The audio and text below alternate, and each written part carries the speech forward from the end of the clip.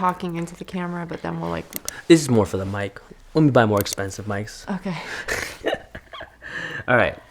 Welcome back to another SHADELIFE Archives episode, we'll call it. Project, I like production. That. Episode? Makes me feel fancy. Yeah, I like that. That sounds good. We don't know what we're going to talk about. This is completely unscripted. What we're going to do is we look at a photo or a video or something of the past. We go into the archives and it brings up emotions or thoughts, and then we just go with it. Talk about it because we have a lot to talk about. So that's that. All right, so what I'm going to do, I'm going to go into my Instagram. Oh. And okay. If you go to the top 3 lines, you go to archive. Oh, archives. Look at that. And I'm going to scroll. I'm going to let me catch up because it's going to take a while for it to like really go. And then it's taking a lot longer. I don't know about you. When I started Instagramming, like when it came out, there was no agenda, promotion, advertisement, concept, you marketing. just randomly. It was like, hey, I just bought mangoes. Check out this mango. You know, like I have a picture. Look at this owl. Exactly. Yeah. It was just documenting your day and sharing it, and then you would just see what people are doing. That was awesome. That was like, I love that part. All right, I'm gonna scroll. And keep scrolling. And then, let me get down, and then what I'll do is I'll go back up, and then we'll go from there. Oh my gosh. All right, ready? Mr. Photographer over here. Tell me when to stop. Stop. Okay. I got one that we could talk about. Can I see? Yep. Oh. That's a special one. That's a good one. Our honeymoon. Honeymoon, yes. I look good there. That was it. We went to Cozumel. I think I'm saying it right. Yeah, Mexico. Dang. Okay, so let's think. We got married June 4th, 2016. Yeah. Good job, babe. And then we got married off of Yamada Road. Yamada Road, because it was in the picture. Which is weird to say with an Italian accent, like when it's clearly a Japanese name. Never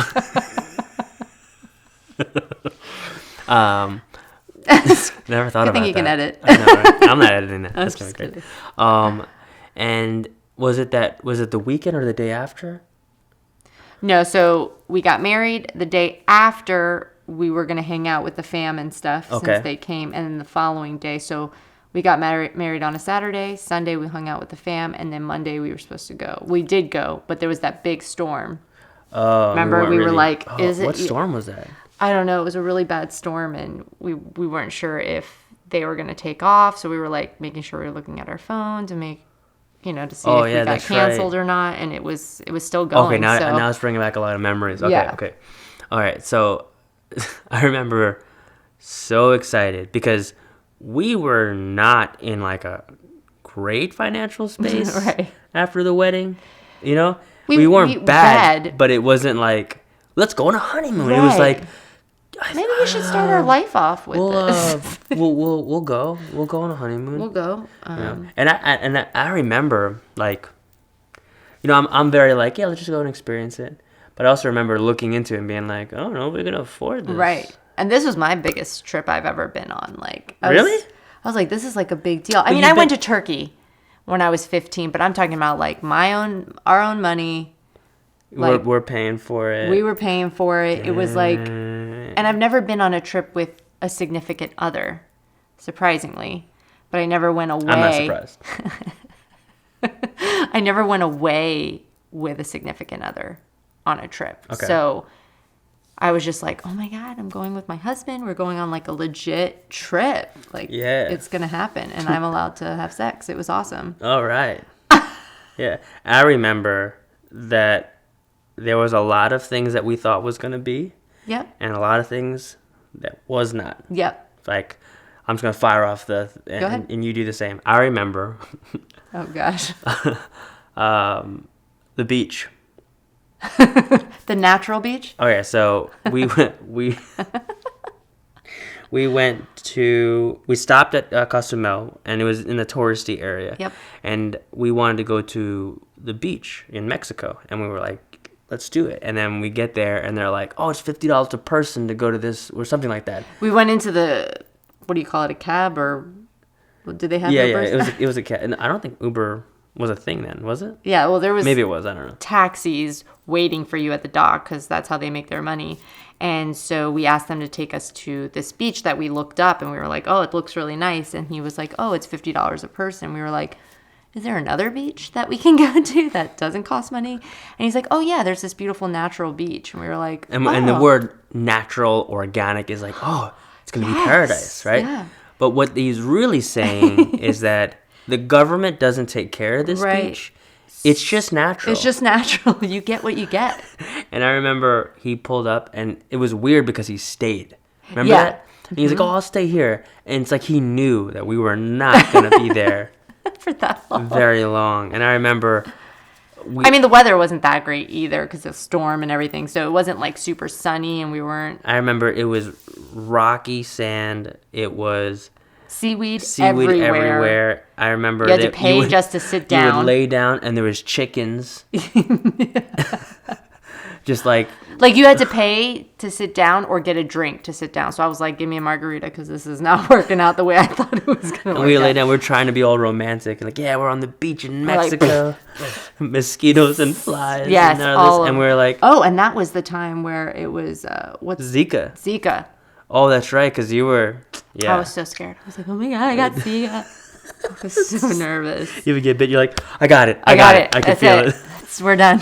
Honeymoon's over. Better not get pregnant on this trip. Oh my God. So bad. But yeah, that was the natural beach. We got a picture with a parrot. I don't remember this. Was it a parrot? No. We had the sombrero. Umbrella? Let's call it umbrella. I like that. Sombrero? Edit that one out. Yeah. Umbrella. I like that. I remember tacos. That's what I was just going to say. Yes. I remember... if you ask me, I think we got duped. I think what happened is... Don't ask cab drivers anything, because... This is the second time we asked a cab, and they were like, oh, there's this amazing go to this place. Taco spot. Da-da-da-da.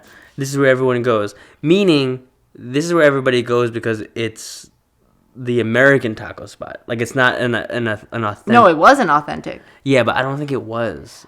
Well, I'm used to, like... Yeah, it's sad to say, but I'm used to, like, Taco Bell tacos. So, like, the hard shell... Taco Bell. What I mean? Taco Bell. Yeah. And so we got the biggest platter because we were, like, really hungry. We're like, just give us the sampler pack. And I remember, actually, I enjoyed it. I was like, oh, this is good. And you were like, I don't like this I don't like this at all because I'm a texture girl. So that soft corn shell that even just looking at your face and how you're explaining this is so funny. But this is good. This is good because I think this is important. I think it's important to experience culture outside of your own culture. Yes. As a couple. It's an eye-opener. As a couple. Yes. Have to. I mean, actually, I want to jump into it. I was going to talk about Colombia. That's another conversation. But, I mean, doing that in the beginning stages of, literally the beginning stage of marriage, and experiencing how... different. America's not the only thing that exists, and, I mean, it was a small thing. No, but it was doing big. that together. And, because, for me, I started traveling when I was... 17, I think, yeah. 17, because of dance. So I've had, like, the openness to travel, and I was, like, so eager to share that with you. Right. But then experiencing it together and how you handle those things. Right. Is an experience. Right. In itself. Well, yeah. Some of you know, some of you don't know. Can I talk about my IBS? Whatever. You can talk about everything. I have IBS, so... IBS, I call it. IBS. So even throughout our relationship, like, it was always scary for me to travel because if there ain't no bathroom around, I get super nervous. My anxiety goes through the roof. It upsets my stomach, and it's just like... And so here I am in a foreign spot. I just get... You don't know where anything is. I don't know where anything is. It's out of my comfort zone. My IBS starts to get a little crazy. I mean, I feel like I've had it under control now, but, in our first years of dating and marriage, like, it was always a scary thing for me, you know, and I think that's why. And managing it, not just like you managing it, but me managing myself right. when you go through it as right. well. Because I have to be patient. Right. There's like nothing that I can do if you have an episode. Right. Nothing. But I'm very used to, like, I just go. Right. You just do it. And I'm like, what's the plan? Is there a bathroom there? Where, which exit? Like, I have to have, like, ducks in a row because... Do you think you're better now with... I mean, not, like, with your IBS, but, like, with unknowns? Like, I don't know because that's one thing I really enjoy about life is I don't know what we're doing, where we're going, or what's going to happen. Yeah. And to me, that's, like... Exciting. The excitement. I wasn't always like that. Okay. But... What changed for you? My friends in college. Okay. My friends in college... they were like this just band of sisters and brothers that just traveled together, and I was the type, like, I'm in school, I'm working hard, I'm studying. Gotta grind. I wasn't studying, but you know what I mean. Like I was always like very. You were a workaholic. Yes, of very New Yorker. Yes. And they were the man. Lighten up, man. It's all good. Just live. Yeah. I remember one of my friends, it was raining. And I do this with you too. It was raining and I was like freaking out about it. And they just go like, yo, it's just water. Right. You have to tell me that all the time. I'm like, we're going to get wet.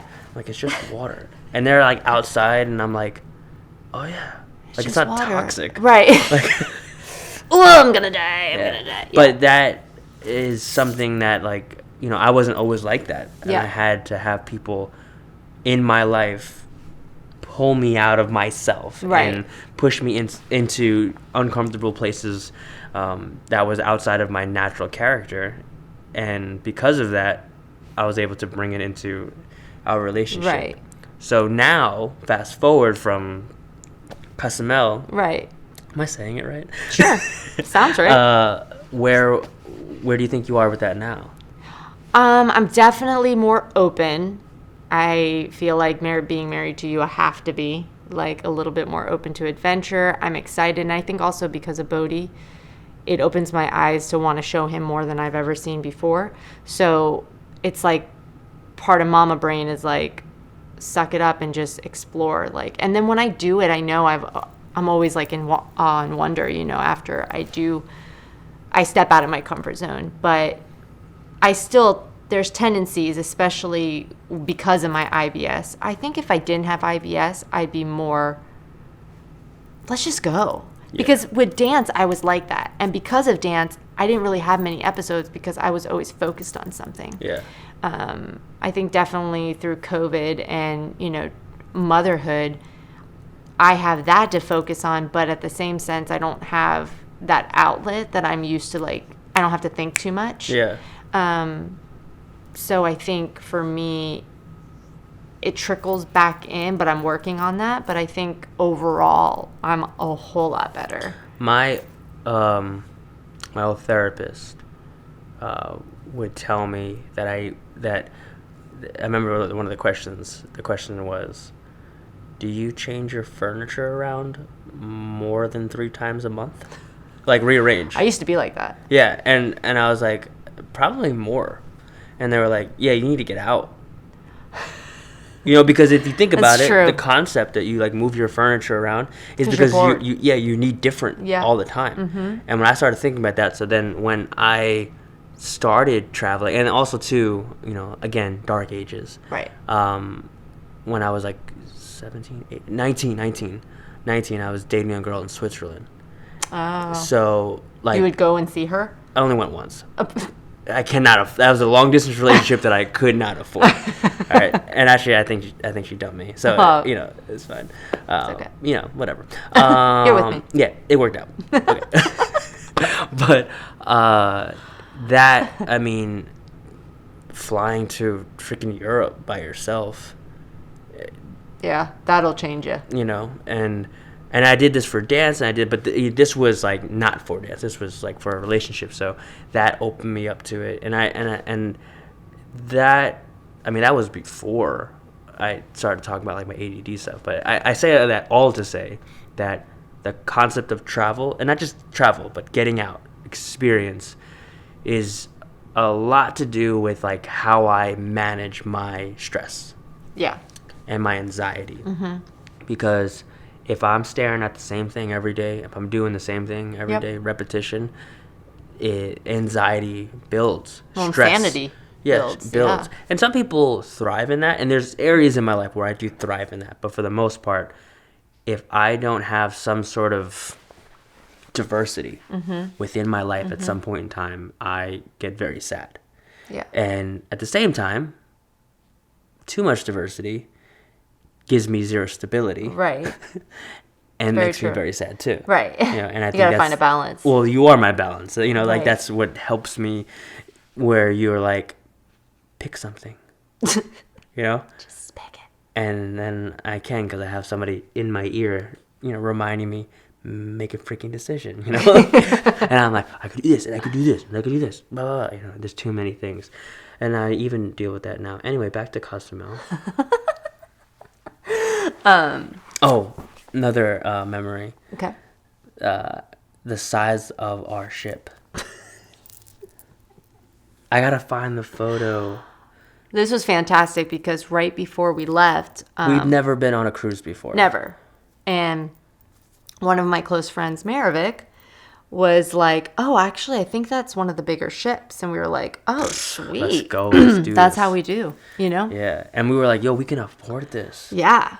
And we get on the ship and we're like, cool, like this is awesome. There's one pool, there's one ice cream machine. We did have started like putting those pieces together. Like, okay, it's not as not as big as the video shows, but it's still dope. It's a cruise ship, we walked around like 8 times. Like, okay, cool.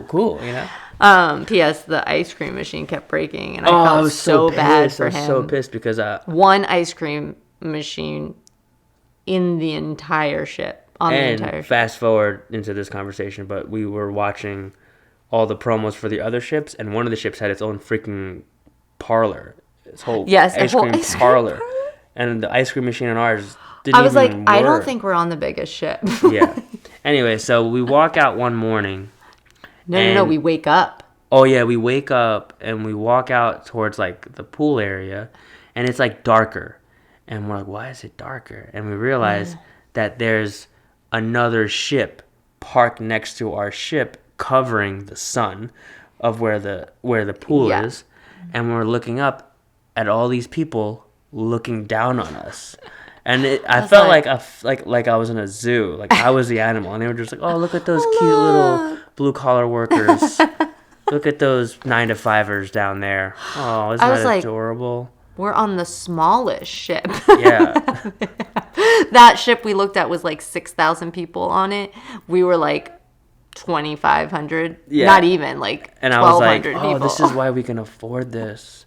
And I think that put into perspective of like, you're not balling, You're not balling. You're not. But we did get some nice massages. That's the only... We didn't do any excursions. We were like, let's just get massages. I remember I wanted to do an excursion, though. But I wanted to do zip lining, but I think it was either too much or it was raining or something happened. No, I remember. I'm a nerd, and I wanted to do, like, exploring the Aztec Mayan ruins. I would have liked that. But why didn't we do it? You didn't want to at the time. It wasn't. Oh. And then I was like, no bathrooms. Yeah, and then I was like, hey, well, we're not going to do the other thing, so we're just going to stay. And also, in a positive note, we were exhausted. Yes, planning a wedding and finally getting to the altar. Like, there was a lot of things in preparation. Tired. And we were working full time on top of everything. And plus drums. We were still heavy into, running House of Drums Tuesday nights and a lot of community work. So we were tired. I don't want to say we were burnt out, but it was like, hey, let's do nothing. Like, I feel like if you are exhausted and you don't want to do anything, a cruise is the best way because you literally, everything's handed to you. Like, there's food there. But not now during COVID. Definitely not. Now. Definitely. Yeah, definitely not now. Definitely not now. Wait a little bit. More than a little bit. Keep waiting. But whenever that time does come, a cruise ship is great but I think next time we would want to go with a lot of like some friends because I think it's just fun that way. You know, my favorite part was going salsa dancing. Salsa dancing. Pretty much every night we were at the salsa. Yeah, that was the most exciting part of it. I know, the entire time. I was like, ooh, we're dancing salsa. Yeah. And you liked your coffee from there. I remember dancing with you, and it was like first night it was like, ooh, all right, dancing salsa. Second night you're like, do you like know any other moves? Like you keep the same 3 moves. Like, can you spin me another direction? Yeah, maybe. And what you don't know is that I took casino style salsa, but I stopped taking it. Like, so I only really learned like 4 moves, but Clearly. my foundation is on point. Yeah. But that's all I know. I Yeah. know like 3 or 4 moves. We're going to work on that. Yeah. It was funny when like we do dance out and people are like, oh, they dance salsa. They dance good. And I'm just like, you just don't stick around because it's just going to keep repeating itself. You're going to be, it's like watching a little kid dance like, that's cute. And then like an hour later, you're like, okay, stop. You're still doing the same thing. Doing the same thing. Yeah. That's just like, but I do remember, you know, what's funny is like, you're not a club person. No, never have been. And me being a DJ, I'm like, let's go, you know? But I'm not like a club person either.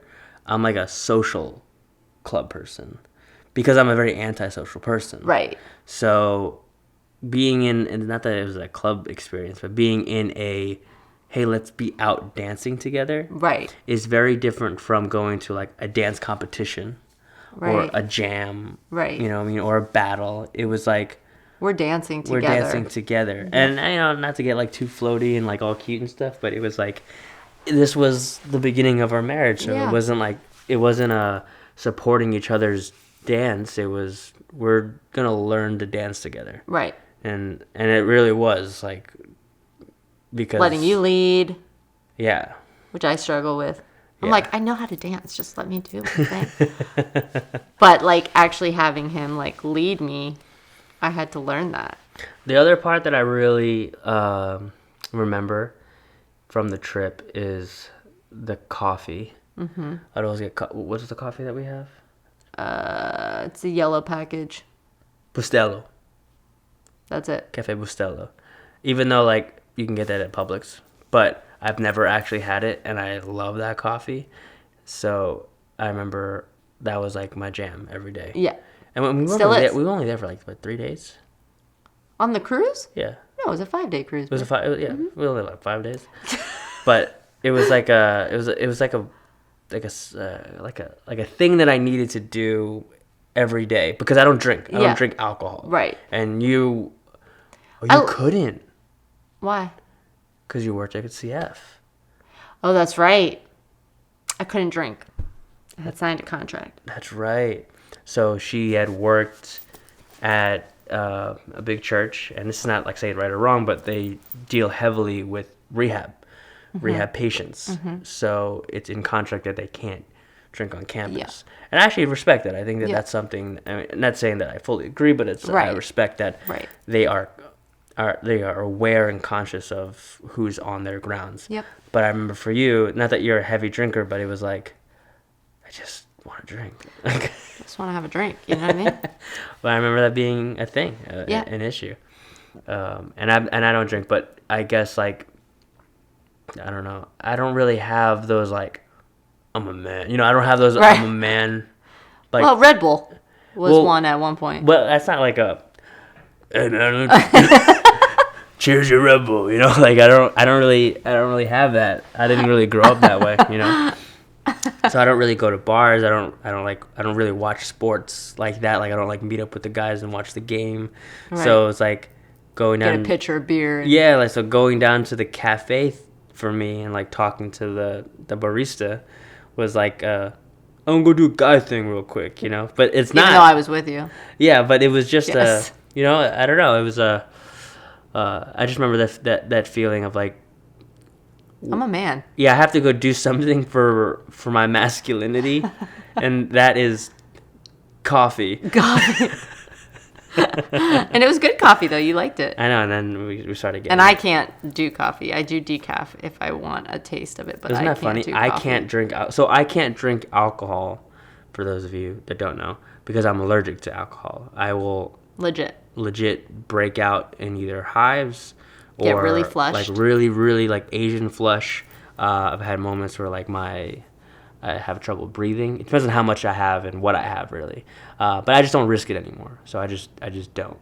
And for you can't really have caffeine, right? Because of your IBS, right?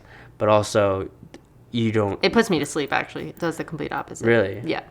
It doesn't do anything for me. Yeah, and I'm like, caffeine, let's go. Let's go all day. Yeah. Even though I still think it doesn't do anything for you anymore. Yeah, it does. It does.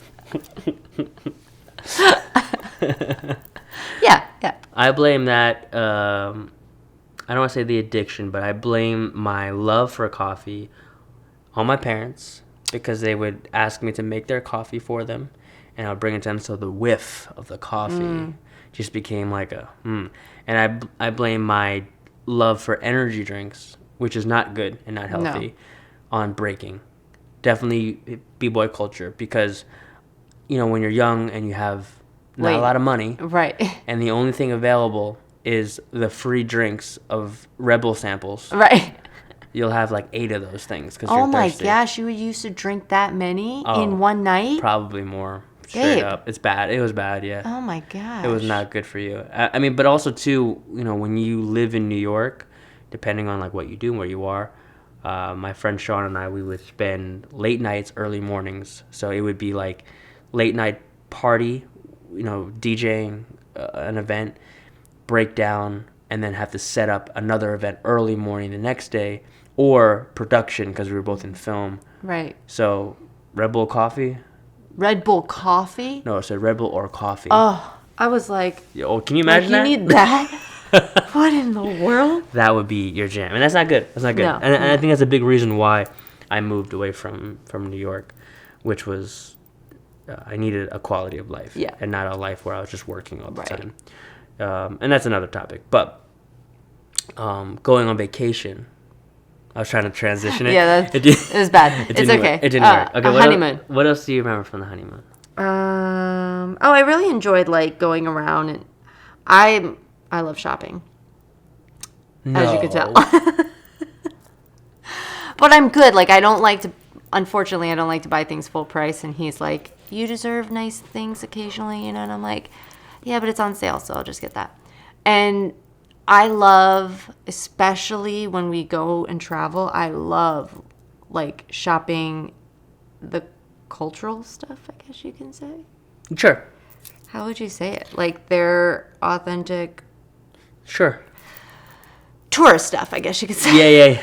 I don't know how to say it. But I like seeing other people's culture. Yeah. I think the thing with me is like when we travel and we think of shopping, like if we're anywhere in a tourist area, it's hard for me to say this is like cultural. Gotcha. You know what I mean? Yeah, because it's tourism culture. Right. The same way, like if you go to Miami Beach, that's not how people in Florida live. Yes. Same way if you go to Manhattan. Yeah. I know. Not everyone lives on that busy of a street. Right. No, absolutely.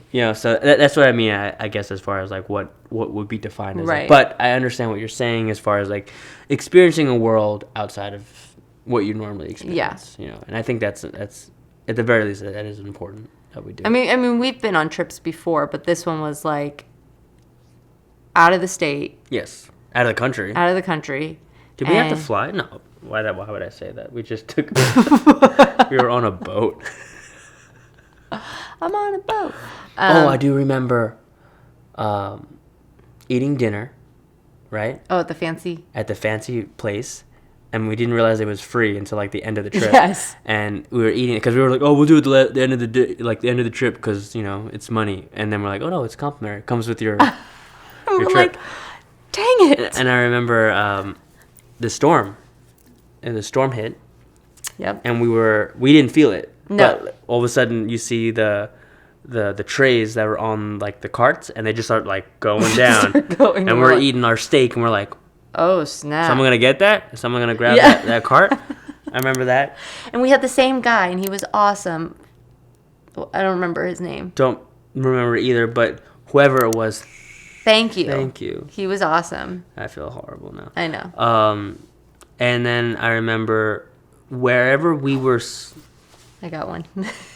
Wherever we were sleeping, we didn't feel the storm. No, thank God. But was it neighbors or people underneath us or above us or something like that? They completely felt it. Like they couldn't sleep at night. Yeah. And it was so bad. But we were like, oh, because even when we stepped outside, it was like, holy moly, I got to get back inside. Yeah. Which is funny that like you didn't fully freak out. No, and I took medicine though. Because the first time I ever went on a cruise ship, it was a gambling cruise ship with my parents for New Year's Eve.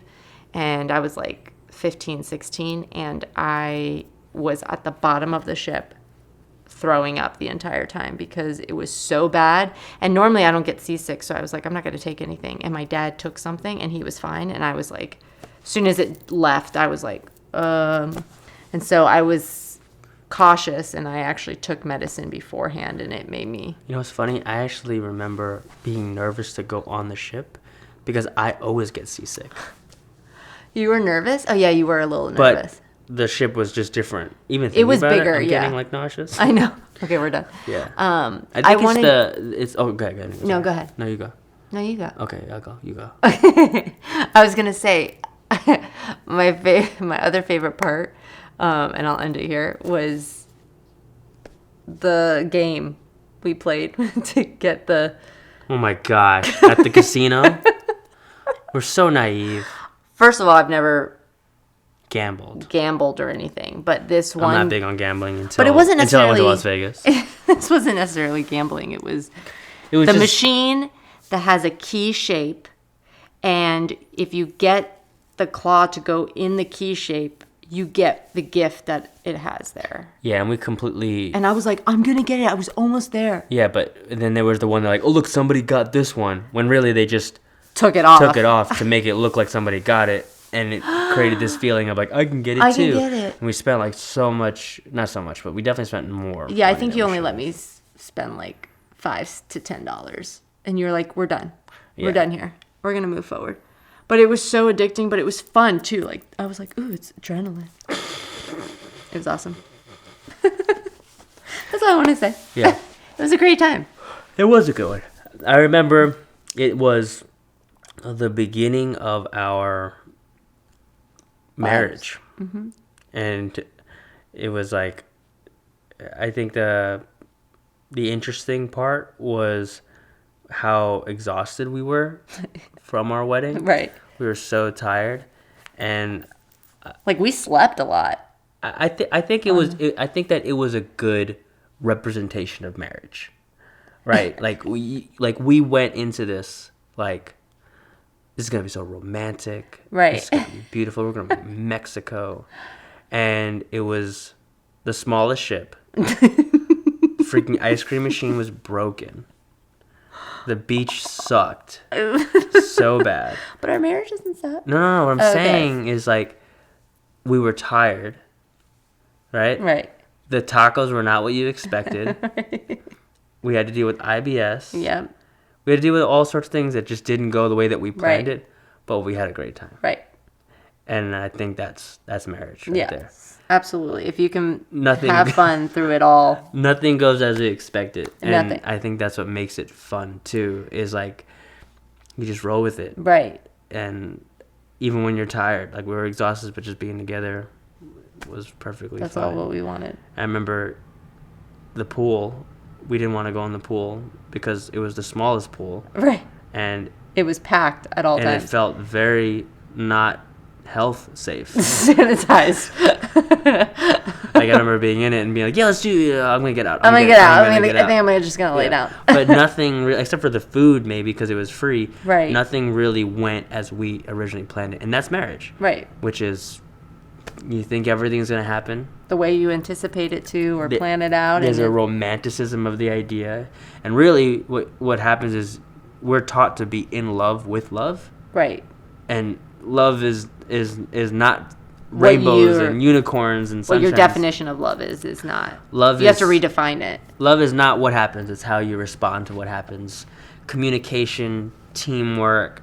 Are we able to see past our differences? Right. When you don't like a taco and I do, how do we deal with that? Right. You know, like, and I think as much as like, you know, it wasn't the most romantic and beautiful honeymoon. Right. It was a representation of what's ahead. And even so, we still had a good time. Absolutely. I love you. I love you. I'd lean over and kiss you, but... Oh, wait, 90? Was that 50? 50. Just kiss me. I love you. All right. Well, I got stuff to do. I got stuff to do, so... And you got stuff to do, so... Handle that. What am I going to do? Your hand's going to fly off into the camera?